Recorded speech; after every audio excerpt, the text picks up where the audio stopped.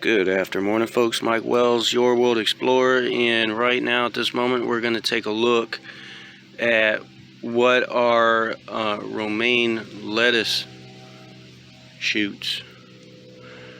Now these look oddly like they're bolting, so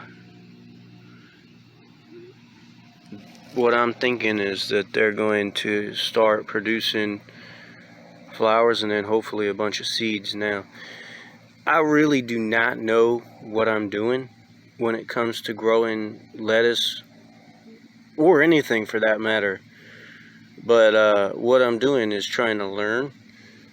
So we're going to learn together, I guess, on how to grow all this different stuff here in Zone 9B of Florida.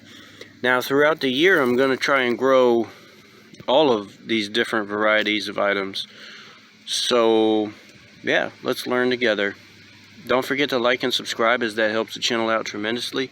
Thanks for watching, and stay tuned because I got a lot more updates coming on the progress of all these different vegetables and fruit trees and nut trees and berry trees and bushes and all that stuff.